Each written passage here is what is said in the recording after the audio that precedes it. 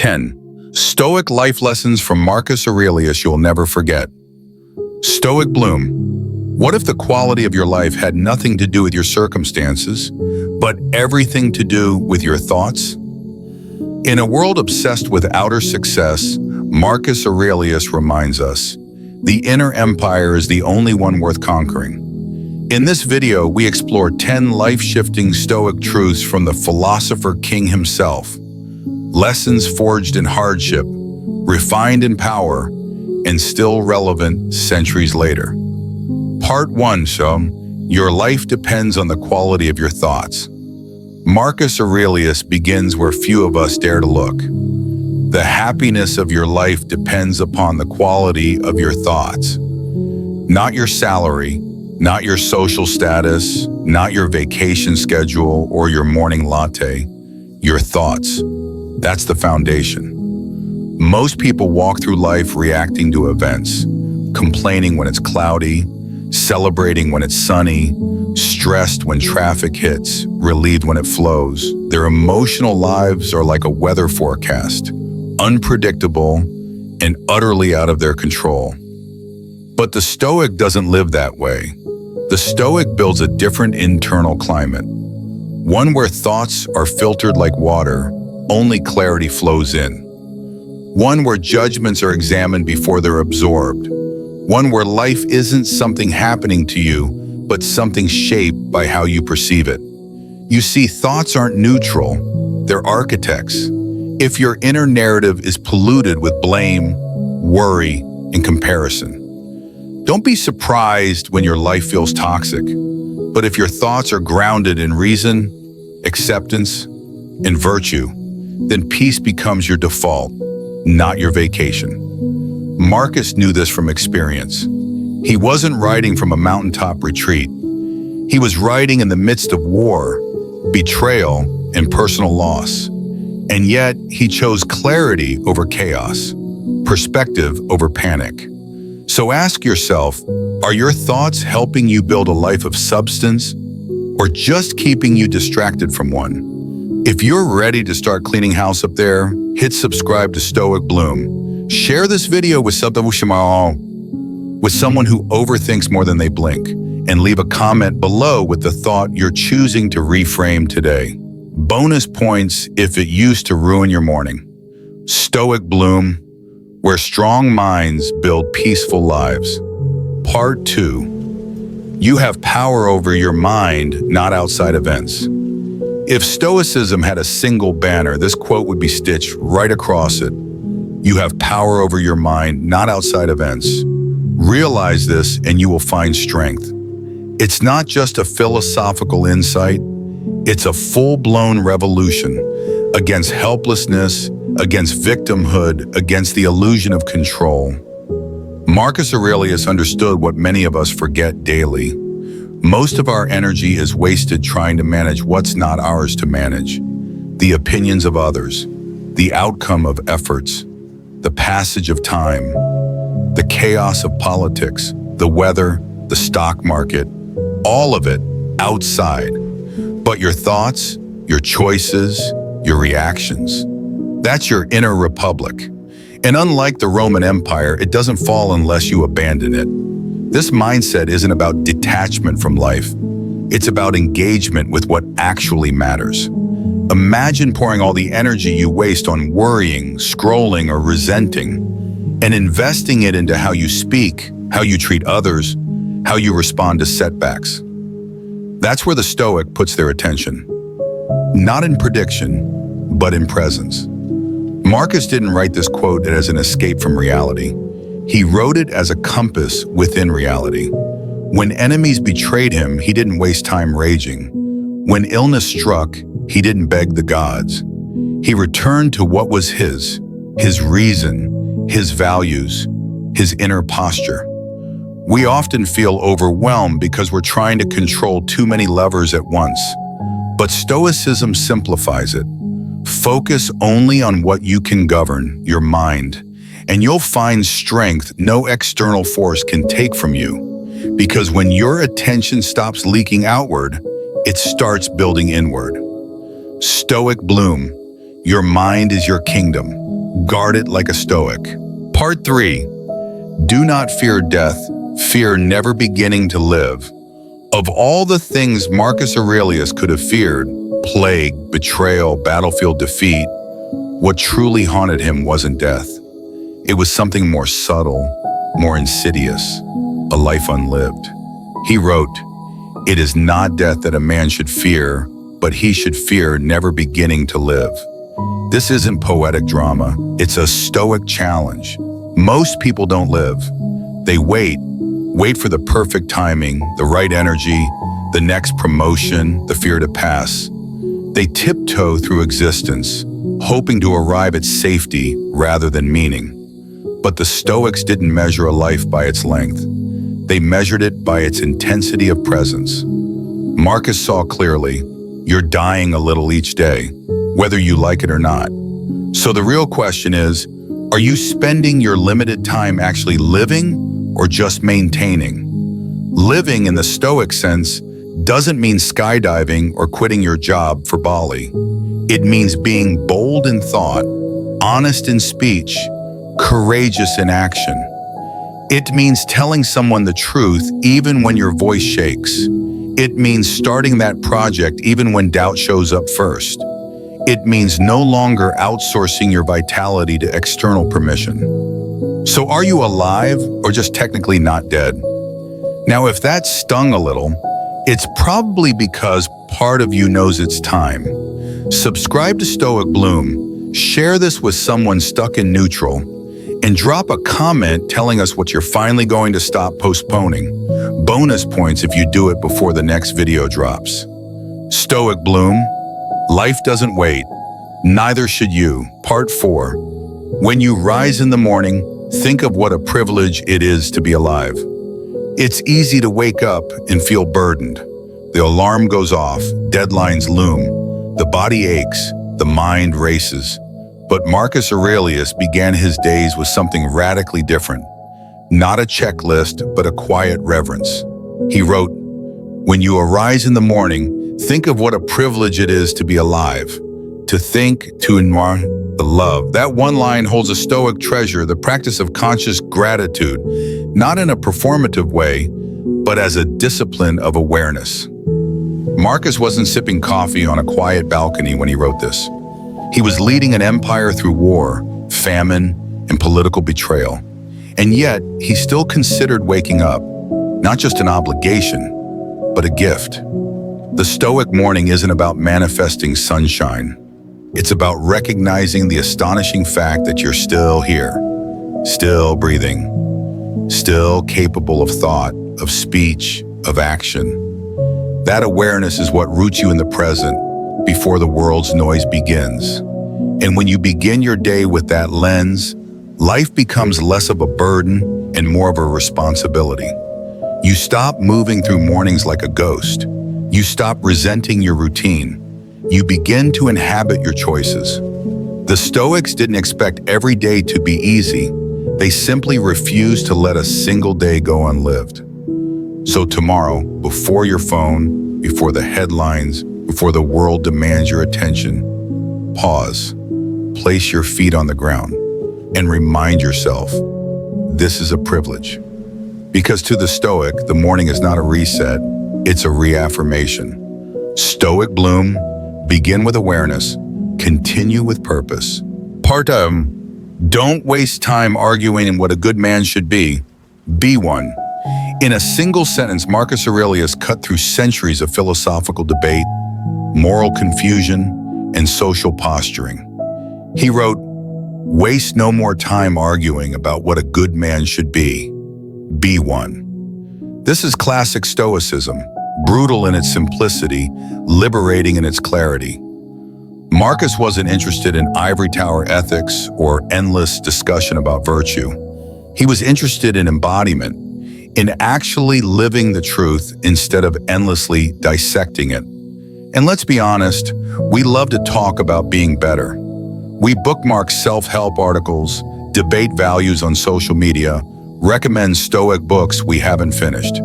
But when the moment to act with courage, honesty, or restraint arrives, we hesitate, we explain, we delay. The Stoics had no patience for this kind of moral procrastination. To them, every moment is an opportunity to become who you say you are. Not perfectly, not performatively, but consistently. Being good isn't complicated, it's just inconvenient. It means apologizing when you want to justify, being silent when gossip invites you in, taking responsibility when excuses feel easier. It means showing up, especially when no one's watching. And that's the real test of Stoicism. Not what you know, but what you do when it costs you something. So the next time you feel the urge to theorize about ethics, pause, and instead choose one small action that would make Marcus nod in approval. Now, if you're ready to stop sounding wise and start practicing wisdom, subscribe to Stoic Bloom, share this with someone who's been overthinking their potential, and drop a comment with one moment today where you chose virtue over comfort. Or hey, even where you didn't. This is a Stoic space, not a highlight reel. Stoic Bloom. Don't just quote virtue. Become it. Part 6. Never let the future disturb you. Face it with the weapons of reason. Anxiety thrives in the imagination. It feeds on uncertainty, multiplies in silence, and grows stronger in anticipation. Marcus Aurelius knew this well. That's why he wrote, "Never let the future disturb you. You will meet it, if you have to, with the same weapons of reason which today arm you against the present." This quote is not about blind optimism. It's not telling you the future won't be difficult. It's reminding you that when it arrives, you'll be equipped with logic, with discipline, with inner strength you have already been cultivating in this very moment. We often panic about tomorrow as if we'll face it as a different person, as if our future self will be weaker, more helpless, less prepared. But that's an illusion. The truth is, the same clarity and calm that help you navigate today are the tools that will serve you tomorrow. And the Stoic mindset trains you to sharpen those tools, not by rehearsing disaster, but by practicing presence. Worry doesn't protect you, it just punishes you early. Marcus wasn't saying, ignore the future. He was saying, don't suffer it before it happens. Because suffering twice, first in fear, then in reality, is a tax on your soul. When the future does arrive, it rarely shows up as dramatically as we feared. And even when it does, your job isn't to predict it perfectly, it's to respond with virtue. So stop bracing for impact, start preparing for alignment, and trust that reason will rise when you need it most. Stoic Bloom. Fear fades when reason takes its place. Part 7. When you criticize someone, ask, what fault of mine resembles this? Marcus Aurelius wasn't just wise, he was disarmingly honest. One of his most humbling reminders reads, when you are about to find fault with someone, ask yourself, what fault of mine most nearly resembles the one I am about to criticize? In other words, before you point a finger, look in the mirror. It's easy, delicious even, to notice the flaws of others, their impatience, their arrogance, their laziness. But Stoicism flips the lens. Are you reacting to their imperfection or to something unresolved in yourself? This isn't self-blame, it's self-awareness. The Stoics saw every emotional reaction as a mirror. Judgment becomes reflection. Irritation becomes instruction. Every annoyance is an invitation to sharpen your own virtue. When someone is loud, are you really mad at them or envious of their boldness? When someone lies, do you react with disgust or does it remind you of the time you weren't fully honest? The Stoic doesn't just see flaws in others, they see familiar shadows of their own. This practice transforms daily interactions. You become less reactive, more reflective, less righteous, more real. You don't excuse bad behavior, but you recognize your own unfinished edges. Because ultimately, criticizing someone without examining yourself is like throwing mud in a mirror and expecting clarity. Now, if this quote gently punched you in the soul, don't worry, Marcus did that to all of us. Subscribe to Stoic Bloom, share this with your favorite overcorrector, they'll know, and comment below. What's one flaw you've judged? Only to realize it was hiding in you too.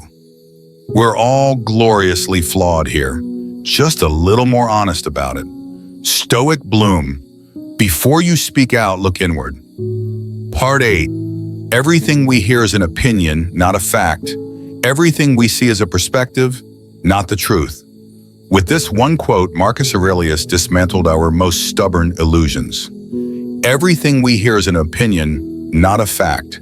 Everything we see is a perspective, not the truth. It's a striking reminder that our senses, emotions, and judgments are not always aligned with reality. They're filtered through our beliefs, fears, and conditioning, and yet most of us treat our perceptions as if they were gospel. You hear someone say something dismissive and immediately think, they hate me. You scroll past someone's success story and conclude, I'm falling behind. You fail once and declare, I'm not meant for this. But are these truths or just unexamined interpretations? The Stoics didn't trust first impressions. They trained themselves to pause, to interrogate the narrative, not just react to it. This discipline creates a space between stimulus and response, and within that space lies wisdom. Marcus wasn't suggesting that there's no such thing as objective reality.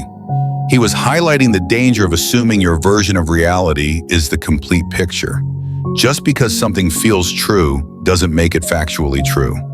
This perspective is especially vital in the age of information overload. With every scroll, we're bombarded by hot takes, viral opinions, curated images. And without the Stoic filter, we become emotionally hijacked by things that aren't even real, or at least not real in the way we perceive them. So the next time something provokes you, pause and ask, is this a fact or just my current perspective?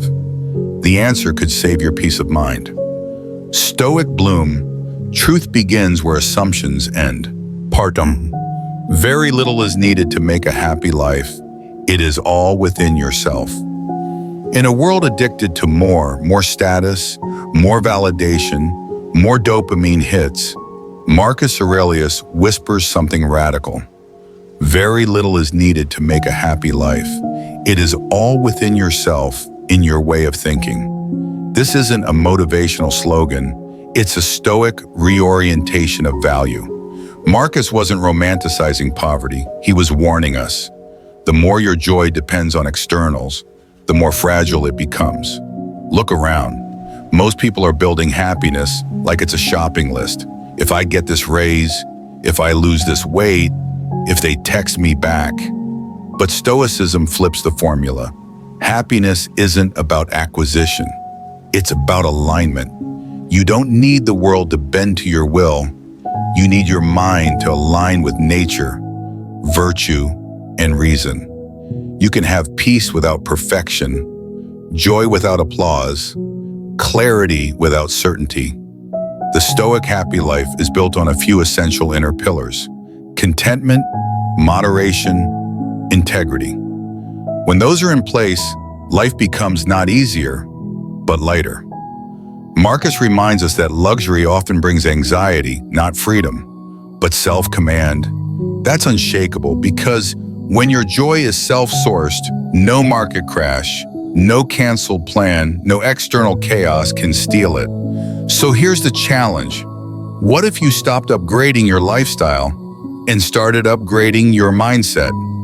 Now, if that hit your ego like a cold splash of Stoic honesty, welcome.